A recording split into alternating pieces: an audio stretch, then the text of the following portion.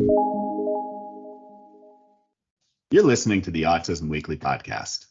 Each week, we share community voices and bring light to stories that increase awareness, acceptance, equity, access, and inclusion. If you haven't already, subscribe to join the Autism Weekly family. I'm your host, Jeff Skavitsky. This week, we're joined by Lauren Hough Williams. Lauren is the Executive Director of the Program for Inclusion and Neurodiversity Education, better known as PINE, an online platform which provides training and support to schools and districts committed to building more neuro-inclusive schools. Lauren is an autism inclusion specialist, but first, she's an educator. She began her career as a special educator for the New York City Department of Education before working for over a decade to define, refine, and expand the NYU ASD NEST support project. Her development process includes partnering with neurodivergent community to shift the paradigm in special education from a focus on deficit to a focus on strengths. From Lauren's experience working with educators, she has seen that those who know better can do better. She's committed to helping school systems understand the needs of their neurodiverse students so they can build inclusive classrooms where everyone can thrive. Lauren, welcome to the podcast. Thank you. It's great to be here. Well, it's great to have you on this discussion. Before we get into the meat and potatoes and start talking about, how we can be better in this venture, tell me a little bit about what brought you into the field of autism and more specifically, the passion that you have for empowering the neurodiverse community. Great. Yes. Well, thank you for that intro. And as you mentioned, I'm a former special education teacher from the New York State Department of Ed. So I taught in Brooklyn, I taught in Manhattan, and my goal was actually always to work with autistic students.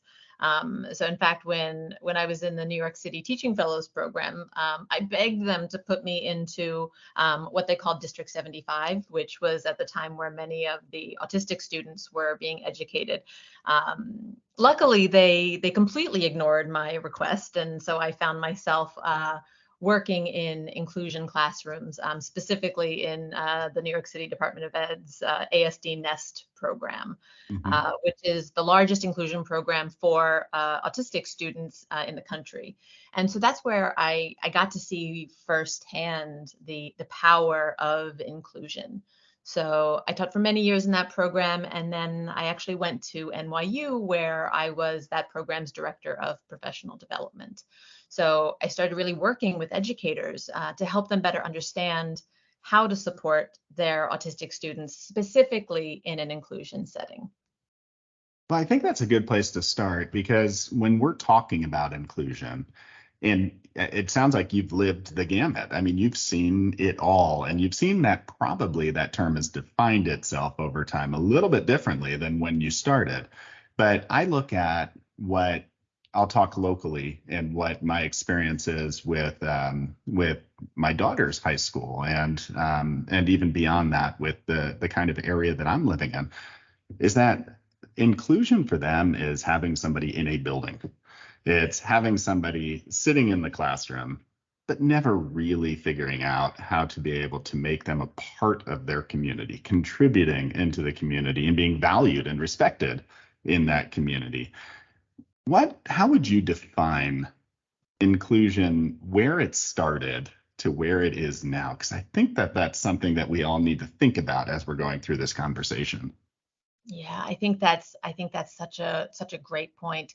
And for a very long time, and even still now, people think about inclusion as a place. There is an inclusion room, there is an inclusion teacher, there is one inclusion program, and really where we need to get to, and where some districts and some schools have gotten to and others are still kind of striving for, is inclusion is a mindset. It really is something that has to infuse every single staff member, every single space. It has to be core to the strategic priorities of any school, because it's not something that only happens when it's connected to one classroom or when it's connected to one teacher. And I think historically, many autistic students, many neurodivergent students have been in very segregated settings, right? Either in what we would call in a public school setting, a 12 to 1-to-1 class, or in other segregated settings where the assumption was this disabled student cannot possibly learn alongside their general education or their neurotypical peers. And were put in the position where they had to prove that they could be successful in a general education setting. And that really violates the human rights of those students. Everyone has the right to access the general education curriculum in whatever way is best for them. But oftentimes we don't give our students that opportunity. And so in today's inclusion classes, what I want to see and what I would expect to see is that disabled and neurotypical students, general education students, are learning alongside one another. They're learning from one another. That diversity is embraced, and it's also understood by all of the staff members. It's not just the purview of that single special education teacher that's in the building or that one SLP who seems to be particularly well versed in that space. Yeah, and I would love to be able to come back, and we're going to hit on this more on, the educator's role, the administrator's role, the community's role.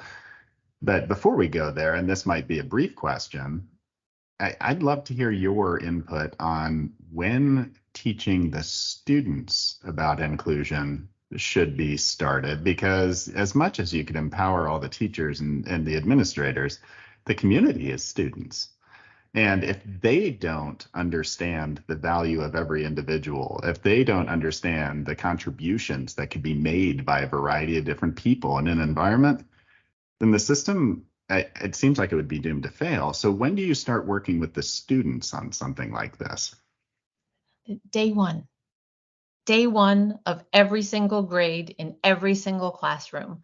I think that oftentimes teachers, and it comes from a place, I think, of discomfort because it's oftentimes not part of their pre-service training or their ongoing professional development to learn how to really talk about disability and neurodiversity and neurodivergence. And because they don't always have the words and the frameworks to kind of speak from, they don't know how to talk about this directly with students. And therefore it becomes something that is unspoken. And when things are unspoken, they're misunderstood. This is where we get a lot of bullying. This is where we get a lot of marginalization and distrust. And so when you don't understand why that one student is being pulled out for speech, when you don't understand why that student in the corner gets an iPad and they talk through their iPad, but that's something that you've never seen before. When you have the student in the classroom who is making a lot of vocalizations and is moving a lot in the classroom, but you don't know why, and no one is talking about it, I think that's a real source of confusion and puts our neurodivergent students in a really vulnerable position. But imagine that classroom, kindergarten, third grade, seventh grade, doesn't matter, where difference is discussed. It's explored. When you're on that kindergarten rug and the teacher notices that you got a wiggly bunch of kids in one corner, teacher stops everything and says, you know what, I'm so sorry. We never stopped to talk about what each of your bodies needs in order to learn best. I should have asked. So for me, this is what I need in order to learn best. I learn pretty well in a chair, so this is working for me. But Andre, how about you? What do you feel like your body needs? Is that rug spot working for you? Or do you feel like you need something else? Let's just talk about it, rather than having students struggle, having other students observe that struggle, and having it normalized that that's not something we discuss. That's something that we kind of push off to the side. Is that the first kind of education point, the first breaking of barriers to understanding that we don't need to approach the world with a one-size-fits-all model? We don't need to approach telling everybody that if you're not doing it my way, you're doing it wrong, and there's something wrong with you for that. And even the construct of ableism, is that where this kind of can start being broken down, even before you start changing your support strategies in the school, just being educative, aware, transparent, talking through things, understanding and celebrating instead of pointing out and maybe marginalizing. Is that the first step to looking at how you're empowering every person and every quality of every individual in the classroom, is just talking about it with the students? I want to say yes, but in order to talk about it, you need to have a really solid understanding and awareness of neurodiversity and of difference.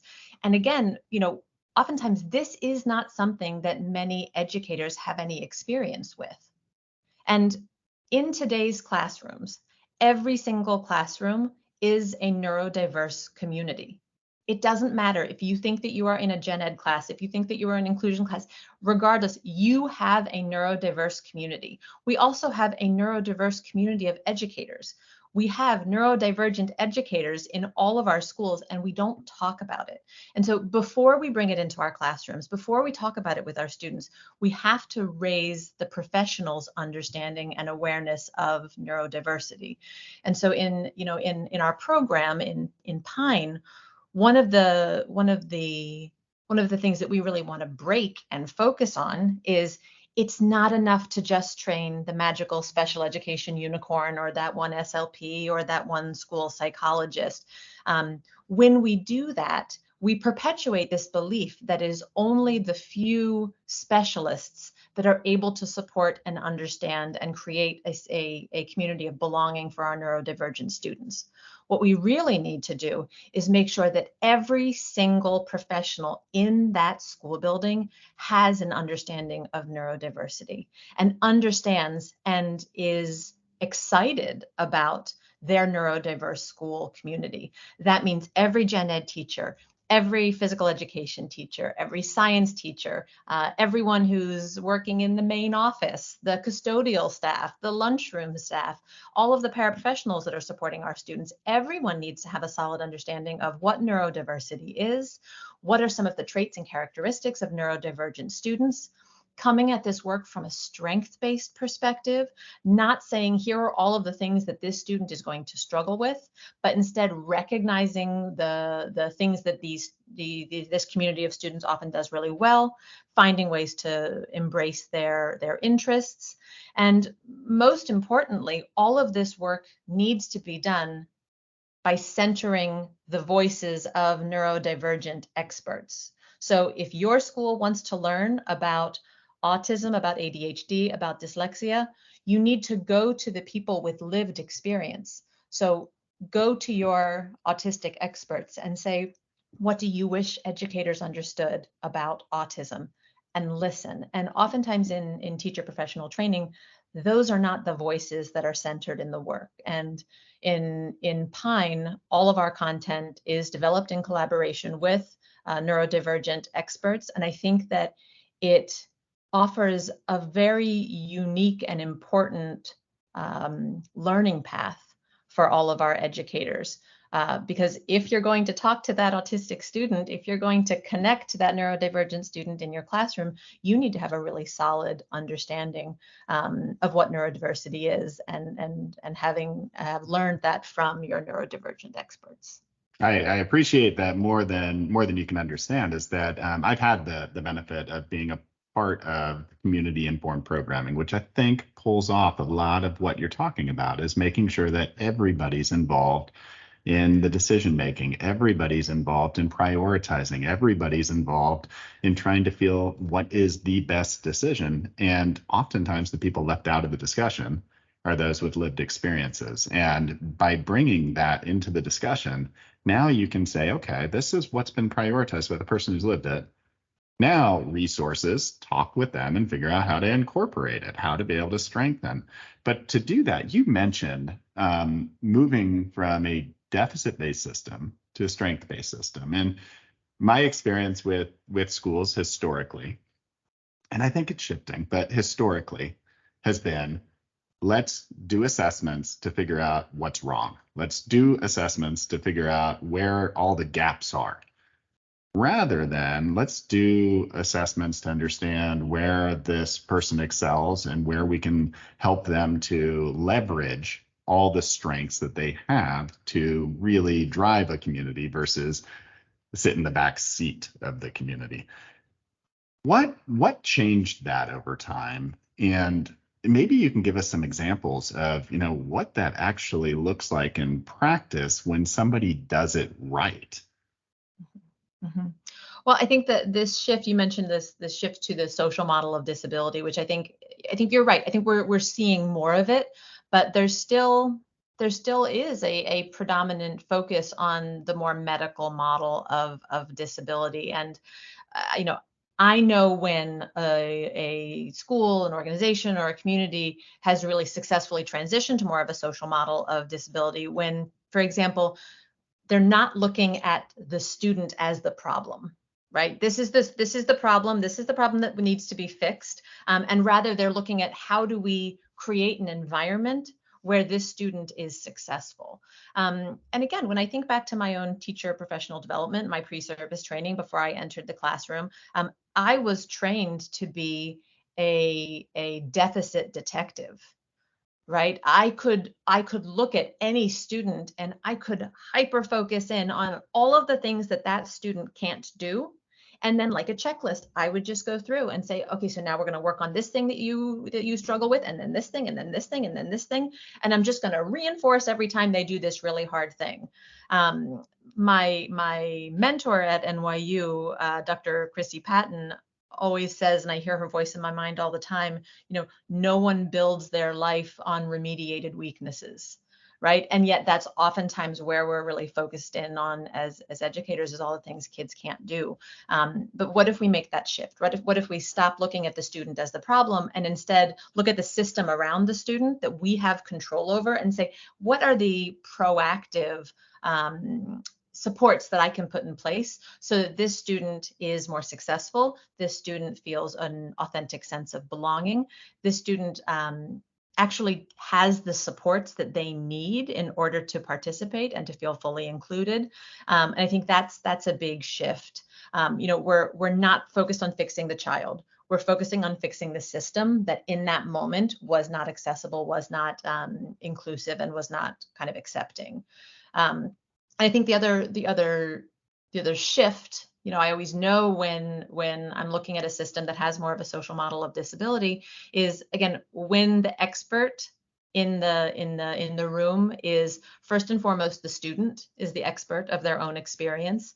And then second to that, when folks are looking to the neurodivergent community to get a foundational understanding of the student's kind of needs and profile. And only after that foundation is established do we then kind of layer in some of the neurotypical professional's perspective. And I should say, I come to this work as a neurotypical person, right? And as such, there is only so much that I can know because I don't have that lived experience. So if you're working at a school and you're on a team and you're trying to figure out how do you best understand and support this new student that you have, who, let's say they're on the spectrum, you must find a way to incorporate the expertise of those with lived experience, right? Social media is full of amazing experts that folks can go to, listen to them, learn from them, and figure out how to better create a truly inclusive experience in your classroom or in your learning environment for that student. And you highlighted that the guide to that decision making is the individual who is living the experience, and they should be the professional in that, which I think is spot on. The question then comes into play, and I'll use myself as an example. I'm neurotypical, but at the same time, is that like everybody else in this world, I have gaps in what I'm strong at, things that I'd love to strengthen. And with that is that I need to figure out how to use my strengths to continue to build on areas where I want to excel. Is that where resources come into play for a neurodiverse person in the school setting, is saying, their goal leads to this. This is what they've stated they'd really want to do. We have now done a strength-based assessment.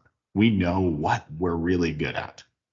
Now let's try and figure out how to be able to use those strengths to help them achieve their next goal, which sometimes is resources, like you said, is that a speech pathologist might be involved. It might include having a peer mentor or social groups involved. It could involve other things, but the decision making on what's important and how to get there needs to include all stakeholders involved, and that's oftentimes the person receiving the care. Is that the way a strength-based system works in the school setting? Is that driven through an IEP process where you're actually talking about these things? I think in an ideal world that would be wonderful, but the IEP, first of all, those conversations happen once a year, right? And that's not enough. And so I do think there needs to be more ongoing conversations with students' full teams about what is the student really excelling at right now? What are the areas of progress that we really want to build on? And then obviously, what are some of our next steps that we want to work together as a group on, including the student in that, figuring out kind of what's our next step in order to help you feel and be more successful in this learning environment. And so again, focusing on the needs of the student, centering their perspective in all of this work, and not always just prioritizing or sticking to the way we've always done things, right? And I think that this is where a lot of our neurodivergent students get a little bit stuck, or they run into challenges, or they're kind of left behind, is when we're trying to fit that square peg in a round hole, and in the process we're damaging the peg, right? When what we need to do is really step back and figure out, okay, so what is this student really, really great at? What is this student really gravitating towards? What are some of the challenges that they're running into? And how can we proactively, again, kind of create the better experience for the student that you're all talking about? I remember I was working with a student who was just refusing to come to school. And then when he was coming to school, he was refusing to enter his classroom. And this was experienced by the team as a quote unquote behavior problem. And I use quotes around behavior because I think we really need to reframe how we think about student behavior. Oftentimes behavior has a negative connotation because it's how educators are experiencing just how the student is existing in that space, oftentimes in a really inaccessible space. But this quote unquote behavior is a source of information for us. This is our student telling us what they need, what they're struggling with. And it's up to us to really step back and listen. So, in this case, we have the student who's refusing to enter his classroom. And so the team is talking about, well, he needs to be suspended because he's not participating, or, we need to create some sort of incentive system. So he gets a check mark every time he goes into the classroom. None of these things were working, and actually was just causing more stress about going into the classroom. And what I was really impressed with is this team really took a step back, and they started with what this student loved. They started with, wait, what do we know about this student? What do we know that he can do really well? What if we began our conversations and our supports there? So one thing that came up in the conversation was the student loved the custodian in the school, had a really nice relationship with the custodian. So they put a system in place where in the morning, the focus was not on getting into the classroom. The student followed the custodian and checked all the locks of the doors across the school in the morning. And that was his job. And that's how he spent his morning, had a really successful time doing this, really nice relationship building with a school staff member. The team also started to notice, he seems to need a lot of movement, right? He really benefits from movement. So after he was finished checking the locks, he started collecting all the attendance folders, right? Which also was a little bit of classroom exposure, right? He was going into different classrooms, collecting the attendance folders, got to meet a bunch of people across the school, and then would bring them back to the office. In the meantime, what his classroom teachers did is they reorganized the classroom with his needs and his interests in mind. So they set up a break area with some photos of favorite animals of his. They removed some of the visual distractions that they know were a little bit harder for him to manage. They focused on the accessibility of the environment. And then as a final step of of getting him comfortable in the classroom. They didn't have him come in and immediately begin to do work. When he was ready, he was actually allowed to sit in the break area and just read a preferred book first thing in the morning, right? Slowly working through his strengths, working through his interests to get him comfortable, rather than trying to force him into a learning experience that was feeling really inaccessible to him. Hearing that story, I mean, a few things just kind of popped at me right from the beginning. First of all, got to meet the janitor. It sounds like this guy knows what an inclusion actually is, and Because he had some there's training, value, respect. right? Yeah. Had some training. Yes. But the second piece to that is that it almost feels like by creating this opportunity and creating this different experience within the school by saying, you don't have to go in and be sitting in there doing the typical homeroom. Now you have a role, a job. Now this other student's exposure to the student that was being kind of having things modified slightly in their environment. Now their exposure to that child is completely different. They're not seeing the frustration, the tantrum, the angst, the inability to conform to their kind of society there. What they're seeing is, oh, this is Johnny who can walk from classroom to classroom. He's the attendance guy. Hey, Johnny, how are you doing? Like now there's a relationship that can be built around something that was a strength as far as, hey, I enjoy movement. I enjoy being out there. I enjoy a role. I enjoy having structure to a routine in the morning, whatever it was. And that is the part to me that kind of hits home is you just changed the dynamic of the way that people were seeing the student, which now creates belonging versus creating this gap of either fear or misunderstanding or whatever could have been created in that other situation. Is that one of the biggest byproducts, is that you're allowing somebody to contribute in a way that they have strength and that they're able to really show that they have so much to give back to their community that it changes the entire dynamic? I think that's part of it. I think all too often we've put all of the onus on the child to conform to the system that's around them. And I think the big shift here is, how do we create an entire learning community where the well-being of all students, neurotypical and neurodivergent alike, is kind of prioritized. And I think I would be remiss in not talking in this moment about just the ableism that is so rampant in our school systems, and in ourselves, myself included.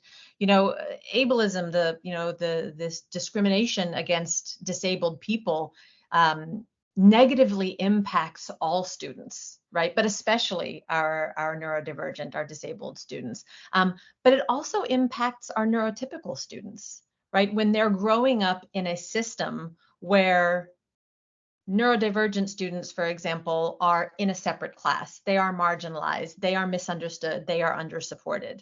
And ableism, obviously, it comes in lots of different forms, right? There's institutional ableism where, oh, you have an autism diagnosis, therefore you are in this segregated classroom, right? There's that interpersonal ableism, which I think shows up oftentimes with the best of intentions, where the general education student is always the peer model, and the disabled student never has the experience of being a leader, right? There should be equity. Every student can be a leader at different times. And there's also that internalized ableism, which can be either conscious or unconscious in ourselves. This harmful message that can be perpetuated around disability, where we talk about accommodations, for example, as a privilege and not as a right, right? So that student that really needs a fidget because they're a little bit squirmy, but they're having a hard time focusing. And so we say, well, I got to take that fidget away from you because it's a distraction, or it's distracting your peers. But that's something that kid really needs. Or when we find ourselves talking about, like, well, that student can't be in the gen ed class yet. They have to really prove that their behaviors are under control before they can enter that gen ed class. Right? Like, that's a real problem. And it's, again, Mm-hmm. perpetuating that ableism that I think can really hinder us creating a truly inclusive and neuro-affirming environment in our classrooms and schools. Oftentimes when I have these discussions, it comes back to, by living these tenets, by trying to say, like this is something that's, yeah, it's good for the neurodivergent community.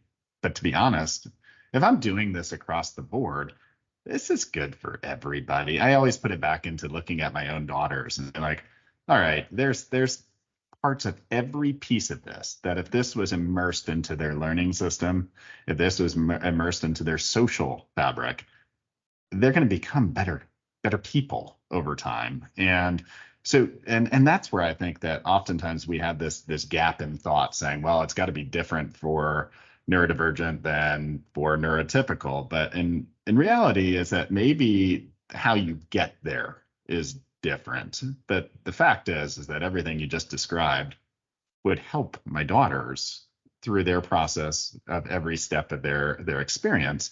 So what does it look like to create this social model, and maybe put it in the terms of social model of disability, but how do you rewrite the framework? I mean, this is a big job. It is a big job. It is a big job. And I think that there's obviously a lot of work that needs to be done at different levels. I think one of the key parts of this work, and something we focus on really strongly, as I mentioned before in Pine, is we have to empower all of the professionals to participate in this work, because everyone plays a role in this work, right? So when the PE teacher is planning their lesson, they should have the tools and the understanding to create an inclusive experience for all of their learners, not to say, I'm going to plan for the middle and I'm going to hope that there's a paraprofessional who's going to provide some differentiation for the students with IEP supports that, they're not going to be the ones that I kind of focus on. And I think that if we don't give every professional a solid understanding of neurodiversity and the traits and characteristics of neurodivergent kids, and that collection of strategies that they have in their pocket that they can go to create a more inclusive environment, we're not doing anyone any favors. So I think training everyone is a big part of it. I think another shift that's really critical is thinking about how can I build universal class-wide supports, really using that UDL framework. All too often what happens, and we've all fallen into the trap, I've fallen into this trap still, is you see a student who's struggling and you focus in on, okay, so how can I create that intensive individualized support that helps this one student in this one moment? And I think for a long time, that was what we were taught to do.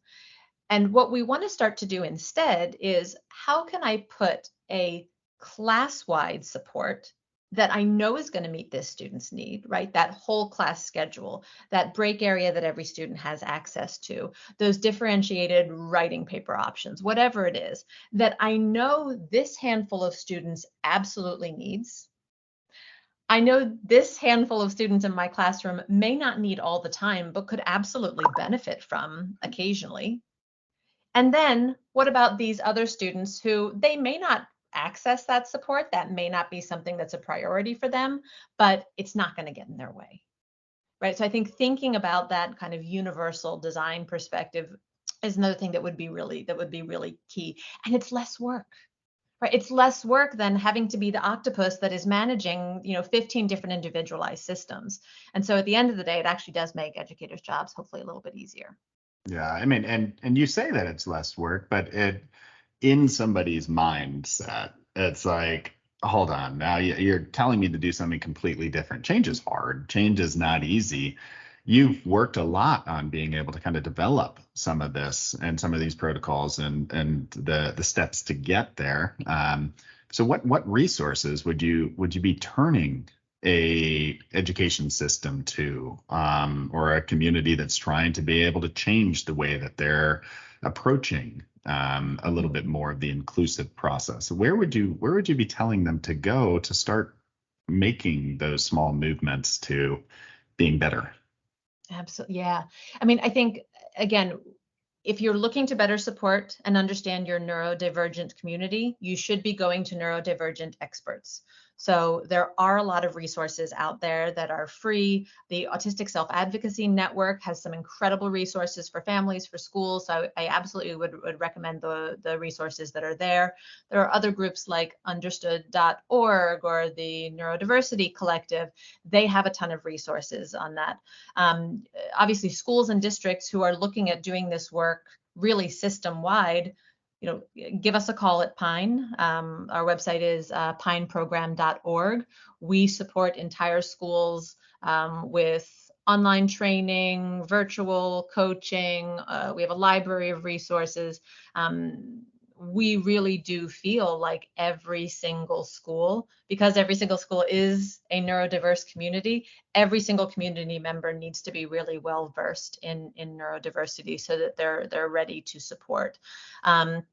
I would also really recommend, and even for, I'm not a big Instagram person myself, but there are a ton of resources. There are a ton of neurodivergent experts who are out there who are talking about neurodiversity, who are talking about inclusion, who are talking about, here's what I wish people understood. So follow some of those folks. Get to know some of their work, ask them questions, reach out, connect. I think that's a great way to begin to do this and to begin to build your understanding, because as you said, look, it's not easy. And inclusion is not something that happens overnight. It is not something that happens after one class. And there is no finishing it, right? You're constantly trying to push the envelope and to say, what else could I do? And look, change is hard. Educators are under a tremendous amount of stress now more than ever, and they're supporting a more diverse student body. And so if you're struggling with a couple of the students in your classroom and you're going home and you're stressed because you're not meeting their needs and what you've worked on in the past hasn't really worked, well, that's taking a lot of your time too. So instead, let's use that time and say, okay, so what are some universal supports that I can put in place that will help my student be more successful and help me feel more successful in the process? I appreciate that you reiterated that this is a hard process. It's one that takes time to change. But I do think I agree is that it's the mindset that you have to go in with. If we always feel like we're right and are unwilling to fail, to talk, to educate ourselves, to understand that, the best way to learn is talking with people who have experienced something and learn from that experience, and it changes a mindset. I think that's got to be the first step to saying, maybe not within the school, but societally, is this is how we create an open society, is by saying my experience is just mine. I'm one dot on the map here. Everybody's experience needs to be valued the same way I would value my own.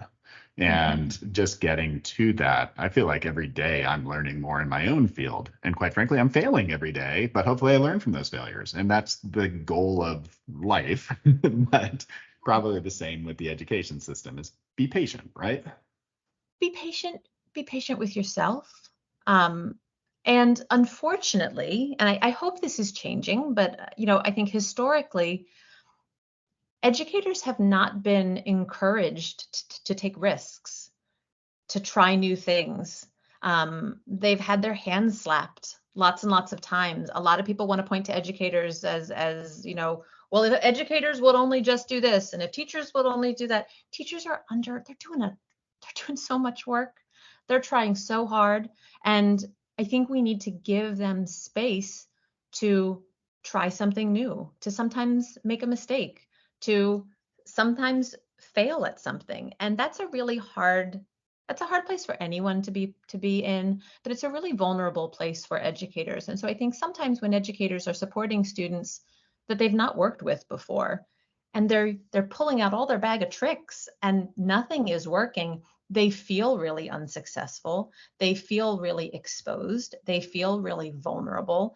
And they have this enormous sense of responsibility that, I need to find a way to reach this kid, and everything I'm trying is not working. And it's because they haven't had the training. They haven't had the exposure to students who learn and think really differently. And we've all made mistakes. And I think all we can do is experience the mistake, listen to the student, reflect on your practice, and learn, change. I've learned so many lessons from so many kids, and one of them that I will never forget. Look, I know that many autistic individuals, for example, are not comfortable with eye contact. As a neurotypical person who's very type A, and I can tend a little bit towards the intense side, eye contact is not something that I am uncomfortable with. But I know this about the community that I'm supporting. But I was in a classroom, I'm working with a fourth grade student, and it slipped out. And I said, can you look at me, or something like that, which I know not to do. I know that that's not comfortable for him, but I made that mistake. And he looked right up at me and then looked away. And he said, Hough, I got to tell you, I can look at you or I can listen to you. You're going to have to pick. And it was this wonderful, wonderful aha. And it really locked it in for me. In that moment, I made a mistake. I was not supporting this student in the way that he needed to be supported. And thank goodness in that moment, he was able to self-advocate, right? And tell me what he needed. But that's one of those things, right? Historically, we've been taught, oftentimes by neurotypical educators, that looking means listening. And therefore, we tell our students, you have to look at me. Well, that's something that we need to shift. That's a mistake that I made. I hope to never make it again. Although maybe I will, and I will learn this lesson as many times as it takes. But that's risky, right? It's risky to try something new. It's risky to change the way that you've typically done things. And so, how do we create systems where educators are encouraged to try new things and to not always do the same thing year over year, so that they can find new ways to better support the increasing diversity of students that they have in their classrooms? And I think those are words for educators to live by and internalize is, if you don't take the risk, it's hard to get to that next stage. And status quo isn't always where you want to be. Like, you want to be able to get better, and better is better, and keep moving in that direction. I do want to hear, just before we wrap up. So, Lauren, I'd love for you to just give us a little bit of guidance and demonstrate some of that empathy that you showed for the educators, because they're putting a lot of effort into trying to be able to change their system, and it doesn't change overnight. But I do want to put into perspective how hard self-advocates are working to make sure that people understand their lived experience. And oftentimes is that's not always heard or felt immediately. And what advice would you give to those self-advocates, or to those families who are trying to be able to advocate for their children in the same way? Yeah, I think that's a really important question. I say we need to look to and listen to advocates, but oftentimes the spaces that they have gone into in the past, in those spaces, they've been told, oh, well, you're not disabled enough, or, oh, I don't think that school was that hard for you, or, you know what, I don't think it was as bad as you're saying it was. And so there's a lot of gaslighting that happens. That's a really unsafe space for many advocates to be in. And so a recommendation, if I can offer one to any advocate, is, although it's really important that the neurotypical education community hears your voice, if you do not feel safe, if you do not feel that this is a safe space for you to be in, please don't do it. Right?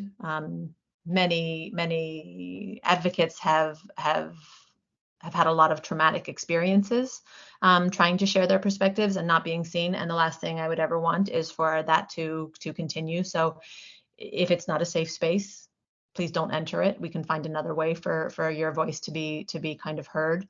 So I think that's something that I've had that conversation with many advocates who have said, I want to push the system, but the system isn't safe for me, and hasn't been. And so, I wouldn't want that to kind of continue. And then I think when I think about families, right, and recommendations that I would have with families who, it's a second job to advocate for your child. It's an incredible stress. You need to both push a system that is oftentimes feels a little bit immovable. But then you also need to then partner with that system at the end of that tricky meeting, because these are the educators that are working with your child. And so I think that's really hard. One of the stories I tell schools and I tell families is, I went into a classroom, and the teacher said to me very, very proudly, I'll bet you can't even pick the students with IEPs out of my classroom. And I know what she was getting at, but man, we're doing it wrong if our ultimate goal is to make our disabled students indistinguishable from their peers, right? That we've gone off the rails here. And so I think we have to focus on, and I say this to parents a lot, we do have to let your kid be who they are. We need to celebrate the unique way that they navigate the world, even when the way they're navigating it is sometimes challenging, especially in a school system. But we have to make sure that we're focused on fixing the system, right? We're not focused on fixing the child, so that difference is really recognized. And, it's a feature, it's not a bug. And that's what we have to kind of keep coming back to. Not always easy, but I think that's that's an anchor for me. Well, Lauren, thank you so much for coming on and sharing not just your experience and your knowledge, but also the passion that obviously you have and have put forward in this field. And I hope that folks have a chance to learn from it. And I know that for me is that just watching the program that you've helped to build, I'd love to see that start to permeate across not just kind of different regions of the country, but everywhere, because I think that there's value systems and mindsets that even if we can get a little bit of that, it goes a long way. So thank you so much for coming on and sharing. And hopefully we get to talk again and find another thing that you can educate us on. Absolutely. Listen, thank you so much. It's really been a pleasure. Thank you for listening to Autism Weekly. We hope you tune back in next week to learn more about autism in the real world. Autism Weekly is now found on all the major listening apps, including Apple Podcasts, Google Podcasts, Stitcher, Spotify, Amazon Music, and more. Subscribe to be notified when we post a new podcast. Autism Weekly is produced by ABS Kids. ABS Kids is proud to provide diagnostic assessments and ABA therapy to children with developmental delays like Autism Spectrum Disorder. You can learn more about ABS Kids and the Autism Weekly podcast by visiting abskids.com. Thanks for tuning in. See you again next week.